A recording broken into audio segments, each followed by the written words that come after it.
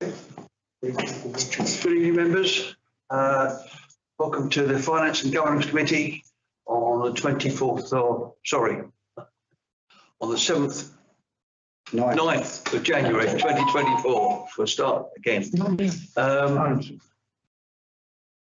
Right, item 1. Notes for apologies for absence. Yes, Chair, we've had apologies from councillors Graham and Brown. Okay, thank you. Declarations of interest, item 2. Any? No? Sorry, Chair. I'm obviously a resident of Newton Lees, and there is a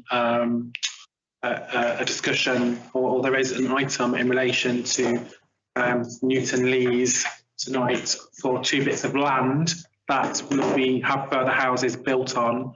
It's not in the vicinity of my home, so I do not believe it is a pecuniary issue. However, I'd just like you to note that. Well, I hope you're going to speak on it. I am going to speak. That will apply to me also, Chair. Okay, thank you. Item 3, approve the draft minutes of the previous meeting of the committee. Page 1. Page 2, page 3, page 4, and page 5. No comments? Approved? Those in favour? Approved? Thank you. Public speaking time. Have we had any requests? No, we've had no representations. Thank you. Item 5.1, planning applications. 200 Hunter Drive, Bletchley. Erection of proposed single-storey rear extension and new windows. Any comments from anyone? No comment. No. So no comment. Item 5.2, employment land 2 and 3 Newton Lees, Milton Keynes. 113 residential dwellings. Over to you, Ethan. So if it might help my fellow councillors, when we talk about employment land 2 and 3, if you stand outside the front of this building and you look towards the lake, employment land 2 is the area right in front of you. Very often used by geese to cross the road from one lake to another.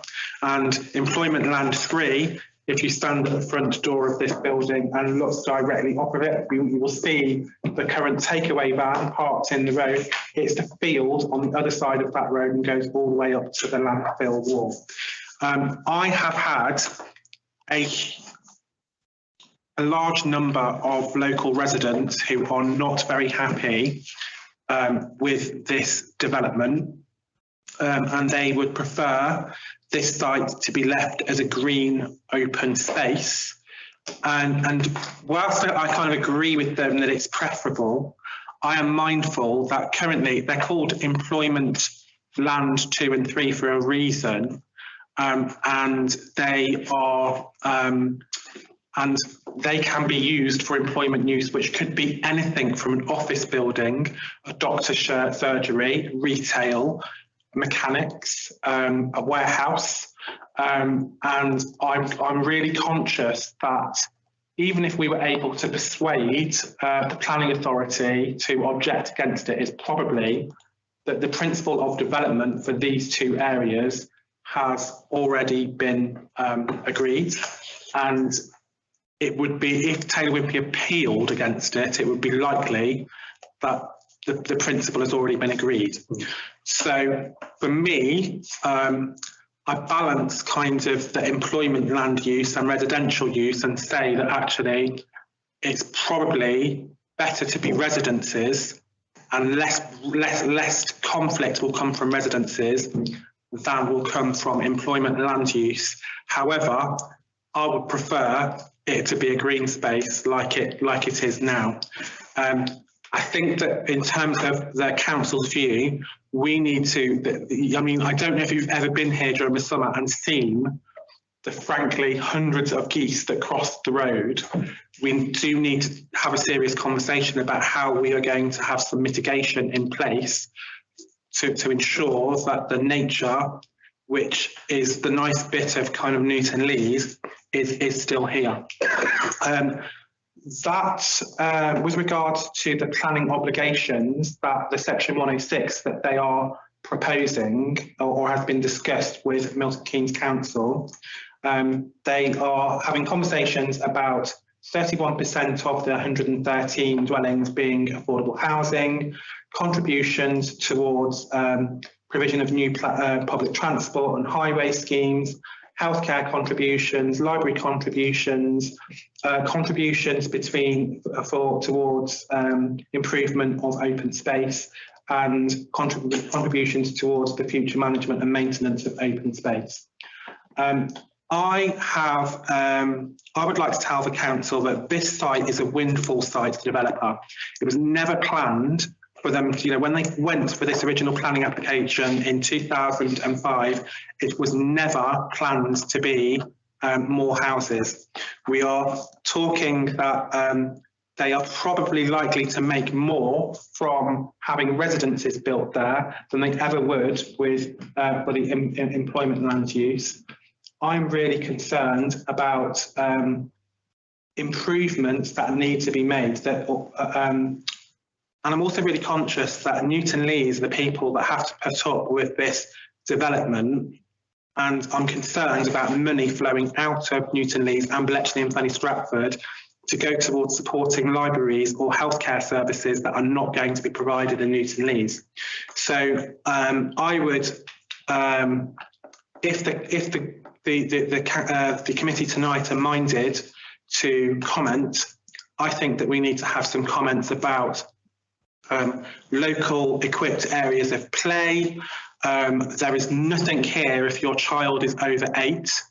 I think that we should be seeking to have something for older children and perhaps well-being. I'd really like to see perhaps a keep fit trail or outdoor gym equipment for teenagers and adults. I also think that on our own land, we could be asking for an additional local equipped area of play, which also would help us with our kind of nursery if we were wanting to do that. I think that we need to have improvements to the public open spaces in terms of got a wonderful, very peaceful lake over there. No benches to sit around and kind of bide a while whilst you're there. And I think that we need to have real improvements to the redways and local footpaths. There is a... Ethan. I'm very, very quick. So yes, improvements to local redways and footpaths and making it more connectable. And finally, I think that we need to insist that some of the site has been put into management. I would want it to also not be a leasehold site for these 113 houses. Sorry, that's it. Okay. Raymond. 15 years ago, when these drawings first come out, did I not see an area down there put aside for a travelling site? If you don't have the houses, you might get the travelling site. No, it wasn't down there. Where was it? It's over there. Was it? It is the same site. What was it? I beg your pardon. Yeah. So it's at the back of Employment 3. Just So if I may answer the question. Yeah. I cannot work out from the drawings, and it's not been said, whether there's a piece of land reserved for the 8 pitches at the back, or because they've not shown the tree line for the covert at the back. So I don't know. I haven't got an answer to that question, and I almost don't want to ask it. or ensure that the whole site's taken up by residential. Yeah, that's what I do. Yeah. Wrong. Yeah, if we go down the road, what Ethan says, then obviously you said things for children, this, that and the other, and need things for disabled children as well, because in our area we've got nothing at all for disabled children. No swings, no nothing. Okay. You know. Okay.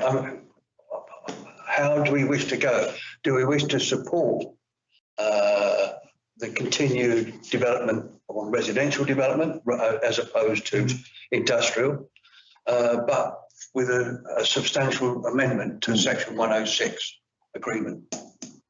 I mean, was that the way we wish to go? Delia, please. Just on the subject of the Section 106, I don't know if you saw it, but there is a planning obligation statement within the paperwork, which does make reference to the areas that they've negotiated with Milton Keynes Council on, and the section on open space is very short. And there's actually elsewhere in the paperwork, there's reference to the allotments and the fact that they're not making any allotment provision from these houses, but that there could be some contribution towards the allotments. And I just think that will be a point that you might want to raise in connection with the planning obligation, as well as the issue about play and open space, which I think there needs to be more detail in this planning obligation statement, if that's the way you're minded to go. What I was thinking of was this building. Doesn't seem to be anything in there for this, because we know that the nursery here, which wished to be enlarged, will have a larger area out the back, didn't they? Have it covered and so on. And so that would, I would have thought, would have been the provision that we would have gone for. Well, is that taking Ethan's line? Do we support that view and support the residential development as it sits? I'm looking at you because I know you're going to want to vote. I think it's really, and you know, I know that it will be, some residents will be really unhappy, particularly because in the expansion has happened many years later than the infrastructure that is there. However, I do not believe that this case would get through an appeal. It's not going to say open space, is it? Yeah, no, it can't. It's going to be it doesn't go residential, it'll go industrial, which I don't think that the lorries coming through wouldn't be very pleasant either. So, I mean, I'm more than happy to propose, if you want to propose it, I'll second it, Ethan's proposal for residential development, but with substantial changes to the Section 106 agreement, bearing in mind the localised provision, increased localised provision of finances. And I am conscious of time, but I have prepared something that I could give to Delia. Also, if you were minded to perhaps for Uche and myself as the local councillors for here to perhaps work on this a little bit more with Delia and so all of the relevant items are ticked off. And we could do that with the clerk. Are we happy with that, members?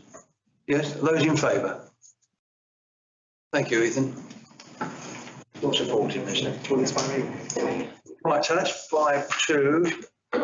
Item 6, to review and note the financial management information report showing income against expenditure. Sorry, and against budget. Item 6.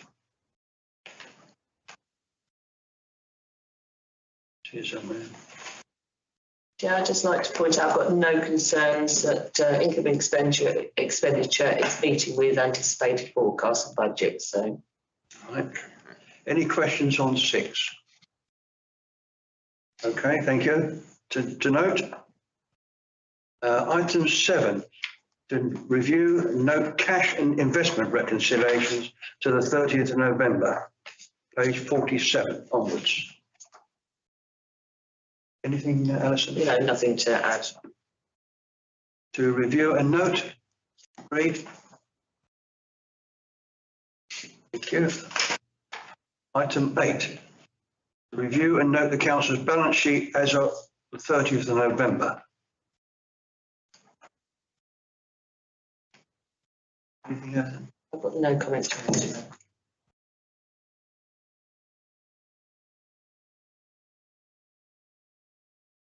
Um, 81 to 86.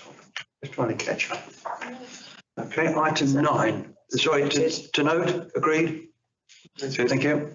Item 9, to ratify a list of payments made or due to be made to the 31st of January. Page 87. Any comments? No? So that's right.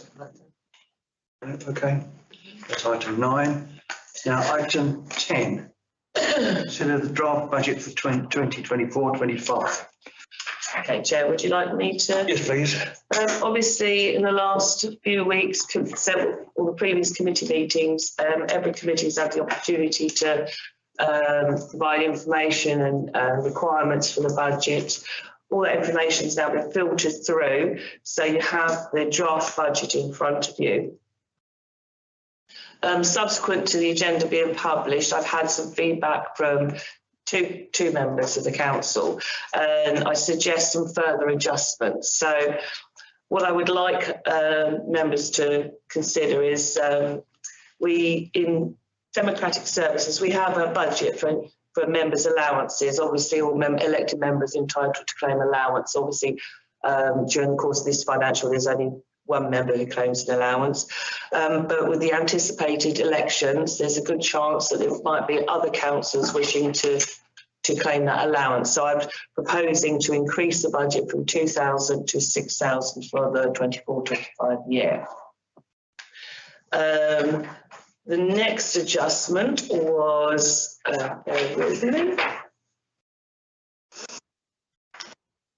Banking trends. I was just going to do the climate change initiative. Obviously, we've recently had the carbon audit, which has pointed out a number of goals that we need to meet these targets. So originally we had a budgeting of 8,000. I'm proposing to increase that to 15,000. Chair, could I ask a question about that, please? Because unfortunately I haven't had a chance to speak to Alison about that. Yeah. Would that be, how would that relate to the amount that's in the climate change earmarked reserve? Is that in addition to the? It's an addition, yeah. Thank you. Whilst we've potentially increased those budgets, we actually have, I'm suggesting we reduce the budget on the projected interest received next year. We had a budgeting of 40k. I'm proposing to reduce that to 30k for 24-25 on the basis that when we eventually move forward with the Sycamore Hall redevelopment, obviously our bank balances will reduce. There's also the possibility that interest rates will potentially reduce next year as well, or stabilise, but so we've reduced it by 10k. So filtering all these adjustments through, originally the precept that was identified in the budget on the agenda was an increase of 3.18% to 202.16 from this year's average band D equivalent. But with these additional adjustments, it would move the increase on the band D equivalent precept to 4.9%, which would take it to, it's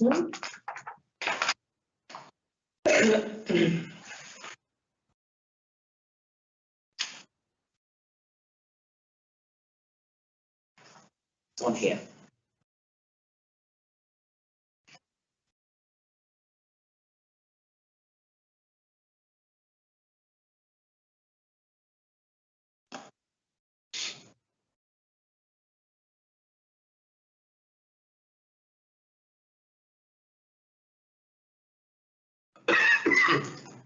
So it would go up 4.9%, 4.97% to 202.16 from the current one, and the equivalent 192.59. 16. 202.16. It goes up by 2 points. No, that's what it will go up. The current average band D equivalent is £192.59 per year. It will go up to £202.16 per year, which equates to 4.97% increase. Go about £10 a year. About £10. Yeah. That's the proposal. So what is the total precept? It was 1213427. It's 1234. 11234 427. 427. Right. And that equates to £202.16 precept. Right. Open to members. Who wants to come in? Any comments? No. Well, let me go. Axel, have you got anything you want to raise? I just wanted to point out that I think increasing the financial allocation for our climate change emergency objectives being met is a sensible thing to do. Thank you for adding it, Alison. There's a lot in that carbon audit that I've started going through with, I think Alison joined last time we spoke, and Will. And what I'll propose, just kind of for awareness, and happy to have a sidebar or talk about it. I'm trying to pull together a document that is basically a bit of a strategy for us, like a white paper type thing. So it kind of all comes together. So it's not just isolated bits that we're doing, solar panels here, insulation there, sycamore, all that.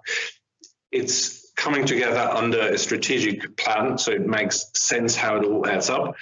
And for every item that comes out of that carbon audit we did with the recommendations, we are currently looking for costings. So we'll chunk it down into individual pieces and come to the finance committee and to the council and say, this particular activity would cost X. What do you think? This is how it fits into the wider picture. So it all comes back to the overall objectives that we've set. Okay. Delia. Just to add to that, thank you very much, Councillor. I know that the Environment and Planning Committee next week have another report on the carbon audit, and I know that there's a recommendation on that report for some expenditure out of this year's accounts on one item, but having discussed it through the Environment and Premises Manager, I think some of the projects in the carbon audit are quite long term, and so that will need to be as part of the white paper, and the planning will need to be sort of spread over the medium term financial plan. I'm just concerned about having sufficient in the revenue budget to allow work on any work to take place. I mean, it can be moved, funds could be moved from the earmarked reserve, which is why I was asking the question earlier on. Funds could be moved from the earmarked reserve after the budget's been agreed into the revenue budget if that's necessary. But I just want to highlight the fact that, I mean, £15,000 may well be enough for the next 12 months. I must admit, I've always assumed that the earmarked reserves is there for the longer term things to come through the carbon audit, for instance. So hopefully that will still happen after the budget, won't it? During the year, I'm sure, if that's what is deemed necessary from the. But some of the projects really are quite long term in terms of sort of replacing vehicles, leased vehicles, and so on with electrical vehicles and so on further down. So that some of that's probably some distance away, but there'll be other things that will be nearer. I just think we've got to recognise that we're not at a stage yet where we can be incredibly precise about what expenditure there's going to be next year on the carbon audit issues, because the committee haven't agreed yet. Okay. Sorry, Chair. Yeah, go on. Thank you, Julia. I think what this budget position will enable us to do is to move swiftly and start building some momentum with the lower hanging fruit that Will and I established. Basically, we went through this with a fine tooth comb, and I'm looking forward to next week's meeting, but it enables us to gain some momentum. And one of the key concerns that we had we declared a climate change emergency or climate emergency a while ago, and we haven't really that much to show for it. So what we're really hoping to do this year is put it in the context of a wider strategy, so we can communicate that much more clearly, and this budget will enable us to actually start doing stuff as we're getting quotes. And obviously we will go to the committees or subcommittees and say this is specifically what we're doing, so you have a chance to comment on anything, or we have a chance to comment and discuss anything specifically. But this budget is important to enable us to move at pace, I feel. Okay. I suppose the point I probably perhaps haven't articulated it clearly enough is that if there isn't anything in the revenue budget, if there isn't sufficient funds in the revenue budget and it's in the reserves, it means that any spending on that has to be a decision of full council. So that's the point I wanted to highlight. That if we've not put enough in the revenue budget, it will all need to go back to full council. But then full council need to approve the plan anyway. It's always been there as a safeguard, isn't it, really? Okay. Ethan? Nothing? Eamon? Ron? Yeah, I was looking at it. Oh, I can't pick it up in here for some reason, but when I was reading it, I was looking at about 4.5 to 5% anyway. So this is round about where I was looking. And obviously, as they're saying, with a carbon footprint, we could have all things in plan, and the law can change and say, no, this is illegal, that's illegal 6 months down the line. So you've got to go in very small steps with that, because you can spend out a lot of money, then find what you've done is no good. You know. Well, it was also, Ron, you're quite right. I mean, the medium-term financial plan, we were anticipating 5% on our budget. So we've got fairly close. Uche?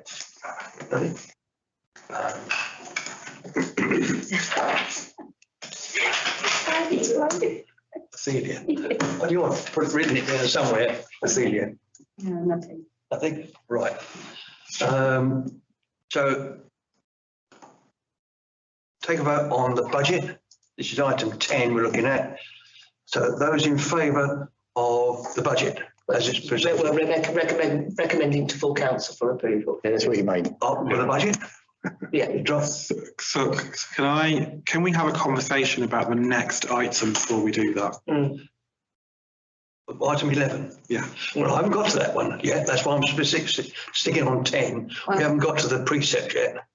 Yeah, I think that there is something in that item that I would prefer that we discussed and agreed or disagreed with before we kind of recommended the budget, because there's a really important thing, I think, in that item. Yeah. Within the budget. It may not be within the budget, and that's the conversation that we need to have. Right. Let me throw. Chair, I think what councillor is saying that, yeah, we've considered the draft budget. Well, now we'll move on to the next item. That's all I understood as well. Yeah. Is it right? Okay. Yeah, sorry, I was preempting it by suggesting. So you want to move to item 11? So I don't think you do. No, I don't want to move to the what I say. There's an item. You want to discuss under the budget? It says to consider making any recommendations to full council regarding the draft budget and preset. And there's a quote in there. It's actually the quote that I want to discuss. Yeah. Go on then. So there is a quote on this item around. It's an indicative quote. An indicative quote. It's very much an indicative around Albert Street toilets, and I'm not sure whether this is actually within the budget. I'm assuming not. No. Okay. I don't know if anybody has read the documentation, but it's making a proposal to fix the massive issues that we have with Albert Street toilets, but it's going to cost in the region of 40k to actually refurbish them, and it was really to have a further conversation about that. Thank you, Chair. Thank you, Ethan. On the back of that, it's important to address the situation of the toilets. And I remember that we were talking about whether we should be making such a large, significant investment into something that we don't have ownership over. So I'm just asking open question to my fellow councillors and officers. Has that situation been clarified? Do we have any feedback from MKC? No, I'm not in a position to give you any security on that. We've still got the same, we're still in the same position that we were in before. That there's a potential offer of a 5-year lease, potentially, but with the proviso that there would be a break clause if something happens to the site. I have pursued it, and I am just about to ask for another meeting with Milton Keynes City Council about it. But the reason that I wanted you to see the quote was so that you're aware that if we are able to resolve something and extend the tenure for a reasonable period, the smallest refurb will cost in that region to do something meaningful. So that's the smallest refurb. That's not a proper refurb with knocking bits down, really changing the access or anything. That's just to increase the condition of the toilet, to improve the condition of the toilets as they are, and to bring them to standard. Because what's happening is it's getting increasingly difficult to make them appear clean because they are so old. They don't even appear clean when they have been cleaned. The sanitary ware and so on, it's just impossible to make it look decent. So just one minute. Axel first. Sorry. Alison second. Got in there first. Didier, thank you very much for the update. That's what I kind of understood as well. My concern is how can we bestow some urgency to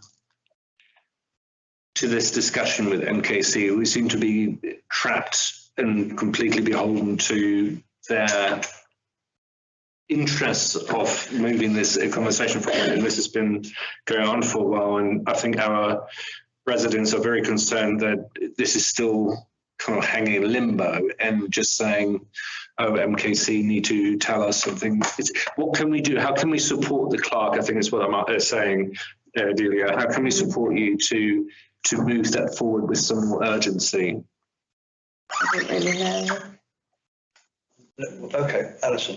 Yes, Chair. I was just going to point out that in terms of budget, we do. I have put in 7K for a light refurbishment for Albert Street toilets in the rolling capital programme for next year.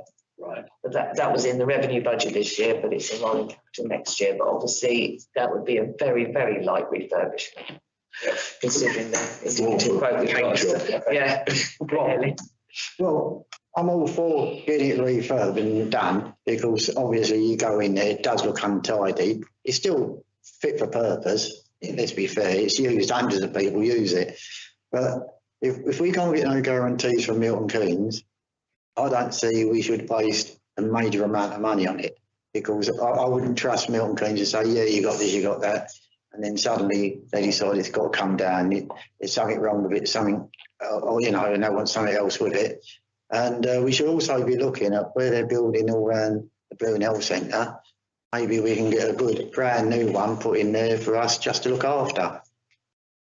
Well, you know, I mean, the point is, I think that we mustn't lose sight of the fact that even with Delia was suggesting, even a 5-year tenure, there will be escape clauses within 12 months, every 12 months for Milton Keynes because of the redevelopment potential in the area. And I mean, all right, I think it's madness to spend. Would you spend £40,000 of your money on that facility, knowing or believing that it could be taken away from us at any one time? I certainly wouldn't. And I still think we should look at the option of alternative provision, existing provision within the town centre that exists now. Ethan. I want to do something now. I think that I'm about, you know, we're saying that we want to draw more people to Bletchley Town Centre. And actually, I'll be really honest, I went to some of the events that go on in the town centre. that my son wants to go to, I have to say I would rather take you home to use the bathroom than actually go in there. So for me, as one of the councillors here, I want to provide to the community the same expectation as I would have for me. I think there are some ways round the conversation that we have with Milton Keynes Council. So, for example, if we were to be able to have a 5-year tenure on that building, and let's be really honest, it's how long have we been talking about development on the Lakes Estate and when has it actually happened? If we were to get the 5 years, 40k would be amortised at 8k a year. We would probably save 8k a year on that building if we spent the 40,000. So for me, this is a cash flow issue and not an investment issue. I think that we would save £8,000 a year in terms of maintenance and damage if we actually invested that. I think also with regards to any break clause that we have with Milton Keynes, we could have the conversation and say, hello MKCC, we know that you own this land, you're going to give us security of 10 years, 5 years. However, we want to invest this 40k, and actually if you break at any point, actually we are expecting you to say, okay, we're 1 year in and you've taken the option of the break clause, give us 32,000 halfway, and we drop down 8k every year for thinking. Now, I think that what this does is it actually gives us an in to Milton Keynes City Council for them to know that we are serious about providing a better facility for the town centre. We're letting the community know that we are not going to wait until whenever the Brunel's comes down and the development partner is approached. We're going to do something about this now. Okay. All right. Okay. I mean, I come back to the I come back to the position whereby why don't we investigate using alternative facilities and paying for those that exist? We've got a leisure centre at the other end with toilets on the public side of the reception. Why don't we offer an annual maintenance fee to the leisure centre management company to say to them, there's £5,000 a year to cleaning costs, but it must be made available to the general public on a more open basis. It's available to them now.